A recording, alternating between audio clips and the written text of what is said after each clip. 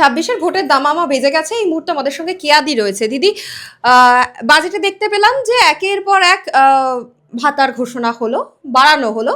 ফলে 21-এর মতো এবারে 26-এও কি তাহলে এটা দিয়েই মানে তৃণমূল কংগ্রেস সরকারে আসতে চলেছে? কারণ এবারে অনেকগুলো বদল আছে, বাম কংগ্রেস জোট হচ্ছে না, হুমায়ুন কবিরের নতুন দল রয়েছে। তো বিজেপি কি ভাবছে, কি রণকৌশলে বিজেপি লড়তে চলেছে? বিজেপির কৌশল নয়, বিজেপির প্রতিশ্রুতি। একটাই প্রতিশ্রুতি, এই রাজ্যে ভাতা যেরকম দেওয়া হচ্ছে, ভাতের তো কোথাও কথা বলা হয়নি। ভাতের সংস্থান কোথায়? ভারতীয় জনতা পার্টি বলছে আমরা ভাতও দেব, ভাতাও দেব। আমরা রাজ্যের মহিলাদের সম্মানও দেব, সুরক্ষাও দেব, তাদের পাশে আমরা থাকব। সুতরাং তফাৎটা এখানে। একটা সরকার শুধুমাত্র এবং শুধুমাত্র সামাজিক প্রকল্প দরকার কোথাও না কোথাও, কিন্তু উন্নয়ন যদি না হয় তাহলে রাজ্য তো পিছিয়ে যাচ্ছে। আমরা যদি বিভিন্ন ইন্ডেক্স, মানে আমি এই পয়সা দিয়ে ইন্ডেক্স বানানোর সেই ইন্ডেক্সগুলোর কথা বলছি না, যে ইন্ডেক্সে দেখানো হয় পাকিস্তান বাংলাদেশও নাকি আমাদের থেকে ক্ষুধাসূচকে ওপরে রয়েছে, মানে অথচ সেই পাকিস্তান বা বাংলাদেশকে বা শ্রীলঙ্কাকে আটা পাঠাচ্ছে, চাল পাঠাচ্ছে, করোনার সময় করোনার টিকা পাঠিয়েছে যে ভারত, তাদেরকে যদি ক্ষুধা সূচকের নিচে থাকে, এর থেকে হাস্যকর কিছু হয় না। তো আমি এইগুলো বলছি না, আমি বলছি যে প্রাথমিকভাবে মানুষের কি দরকার? মানুষের দরকার শিল্প, মানুষের দরকার চাকরি, মানুষের দরকার অন্নসংস্থান। এই রাজ্যে কোথাও তার দিক নির্দেশ রয়েছে? মমতা ব্যানার্জি এই যে এত কিছু সাথীহারা এত কিছু বলছেন, মানে সাথী তো সাথীহারাই অবস্থা হয়েছে। তো সেই জায়গায় দাঁড়িয়ে আমাকে একটা জিনিস বলুন তো, এই যে যুব এখন কি একটা ভাওতা শুরু করেছেন, এটা তো 2013 সালে ছিল, আবার নাম পাল্টে আরেকটা হলো, আবার এখন 2026-এ নাম পাল্টে। ওনার ভোট এলেই তখন রাজ্যের যুবকদের কথা মনে পড়ে। আর যে যুবকদের আপনি 26,000 যুবক যুবতীদের আপনি রাস্তায় বসিয়েছেন চোরদের গার্ড করতে, চোরদের আড়াল করতে, তখন মনে হয়নি যুবক যুবতীদের কথা? তাদের কান্না তখন মনে হয়নি যখন এই যুবকদের পিঠে আপনার পুলিশ ওই লাঠি ভেঙে ফেলেছিল? তখন মনে হয়নি? এই যুবকদের যখন এই সল্টলেকে বিকাশ ভবনের সামনে রক্তাক্ত করেছিলেন তাদের শরীর, তখন আপনার যুবকদের কথা মনে হয়নি? অন্তঃসত্ত্বা মা রাস্তায় বসে আছে, সেও যুবতী, তখন তার কথা মনে হয়নি? আপনার ভোট এলেই মনে পড়ে যায়। মমতা বন্দ্যোপাধ্যায় তার এই ভাওতাবাজি রাজ্যের মানুষ জেনে গেছে, বুঝে গেছে। মানুষ এখন চাইছে এমন একটা সরকার, যে সরকার সামগ্রিকভাবে পশ্চিমবঙ্গকে এগিয়ে নিয়ে যাবে। পরিযায়ী শ্রমিক মারা যাচ্ছে, মারা যাওয়াটা দুর্ভাগ্যজনক।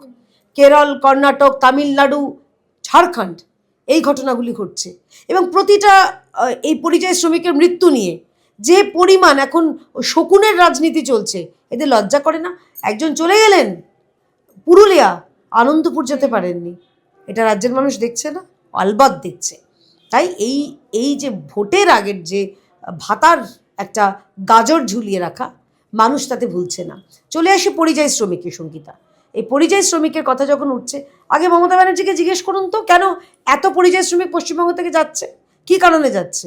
আপনি 5,000 টাকা টোপও দিয়েছিলেন, কজন ফিরে এসেছেন? আসবে না, কারণ ভিন রাজ্যে তাদের দৈনিক গড় মজুরি, সেটা গুজরাট হতে পারে, রাজস্থান হতে পারে, কেরল হতে পারে, কর্ণাটক হতে পারে, পশ্চিমবঙ্গ থেকে অনেক বেশি, কিছু ক্ষেত্রে ডবল। তো সেই জায়গায় দাঁড়িয়ে পশ্চিমবঙ্গের বর্তমান তৃণমূল সরকার একটা ফেলড গভর্নমেন্ট। এই ফেলড গভর্নমেন্ট সব দিক থেকে ফেল করেছে। নারী সুরক্ষা বলুন, প্রতিশ্রুতি বলুন, সব দিক থেকে ফেল। তো এই জায়গায় দাঁড়িয়ে ভারতীয় জনতা পার্টি, আমাদের কোনো কৌশল নেই, আমাদের একটাই প্রতিশ্রুতি, আমরা এই রাজ্যের মানুষকে ভাত দেব, ভাতা দেব, শিল্প দেব, চাকরি দেব।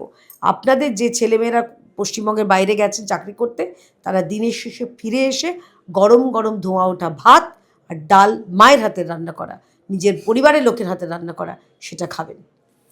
এবারে দিদি, ভোটটা কিন্তু ভীষণ অদ্ভুতভাবে ভাগাভাগি হতে চলেছে। কারণ আমরা মুর্শিদাবাদে গ্রাউন্ড রিপোর্ট করতে গিয়ে যেটা বুঝেছি যে বেলডাঙ্গা রেজিনগরের মানুষ হুমায়ুন কবিরকে চাইছে। ফলে আপনাদের দলে একটা সময় ছিল, সেখানে সংখ্যালঘু ভোট কিছুটা যদি হুমায়ুন কবিরের দিকে চলে যায়, মুখ্যমন্ত্রী মমতা বন্দ্যোপাধ্যায় কিন্তু একটা স্ট্রং ভোট ছিল সংখ্যালঘু ভোট, তাহলে সেদিক থেকে কি পিছিয়ে আসতে পারে? আবার কংগ্রেস একা লড়াই করছে, বামেরা একা লড়াই করছে। দেখুন, এখানে একটা খুব, মানে কি বলবো, অদ্ভুত মনে হলেও আমি একটা অপ্রিয় সত্য কথা বলছি। যাহা হুমায়ুন তাহাই মমতা বন্দ্যোপাধ্যায়। যাহা মমতা বন্দ্যোপাধ্যায় তাহাই হুমায়ুন কবির। আর জিজ্ঞাসা করবেন কেন? দেখুন, এটা একটা খুব সুন্দর, একদম ওয়েল স্ক্রিপ্টেড ড্রাফটেড চিত্রনাট্য। মমতা ব্যানার্জি বুঝেছেন যে তার কাছ থেকে তার যে সংখ্যালঘু ভোট ব্যাংক সেটা সরে গেছে।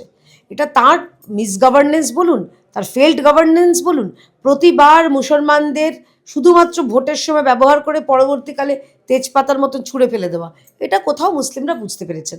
পশ্চিমবঙ্গের বাঙালি মুসলিমরা, ভারতীয় মুসলিমরা বুঝেছেন। তাই তারা কোথাও না কোথাও মনক্ষুণ্ণ রয়েছেন। মাদ্রাসার আপনি বাড়িয়েছেন, তাদের ভাতা বাড়িয়েছেন, আর রাস্তায় যে মাদ্রাসার শিক্ষকগুলো 1 মাস ধরে তারা রাস্তায় বসে আছে, সল্টলেকে বসে রয়েছে, সে খবর রাখেন উনি আসলে।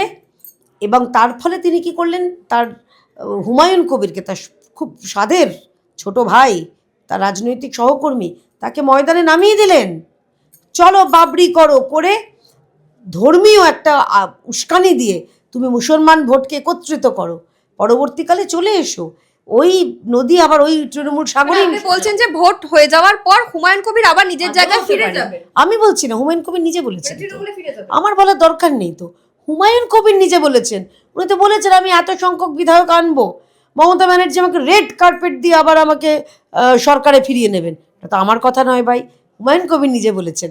তাই এইটা হুমায়ুন কবিরের যে চিত্রনাট্যটা, যতই বিরোধীরা বলুক বিজেপির, আচ্ছা আপনি বলুন তো, বাবরি মসজিদ করে, আর যাই হোক, ভারতীয় জনতা পার্টি কি সেটা করতে পারে? মানে এই কথা শুনে একটা ছাগলেও হাসবে। তাই যারা বলছেন তাদের আইকিউ সম্পর্কে আমি সন্দিহান, তাদের চিন্তাভাবনা সম্পর্কে সন্দিহান, এবং তাদের নিজেদের রাজনৈতিক ভবিষ্যৎ তো খুব অন্ধকার পশ্চিমবঙ্গে। তাই তাদের এই মন্তব্য করে তারা আর কিছুই করছে না। যে সেলিম সাহেব, আপাত ধর্মনিরপেক্ষ দল বামফ্রন্টরা, তা তিনি হুমায়ুন কবিরের সঙ্গে রাতের অন্ধকারে কেন দেখা করতে গেলেন? জামাতে ইসলাম ভারতবর্ষের জামাতে ইসলামে হিন্দ, তার নেতার সারওয়ার হোসেনের সঙ্গে দেখা করতে গেছিলেন মোহাম্মদ সেলিম। উনিও কি একই জায়গায় যাচ্ছেন? মানে ওনার প্রাণও যেই মানে প্রাণভ্রমরাটা যেই পাখিতে রয়েছে, মমতা ব্যানার্জির প্রাণভ্রমরাটা সেই পাখিতে রয়েছে। তাই এখন ওদের মধ্যে নিজেদের, ওদের পরিবার, তাদের মধ্যে অন্তর্কলহ হতে পারে। আমাদের নজর স্পষ্ট, আমরা সবার ভোট চাই। আমরা যারা দরিদ্র মানুষ, যারা ধনী, যারা মধ্যবিত্ত, সবার ভোট চাই। আমরা সমস্ত ধর্মের মানুষের ভোট চাই।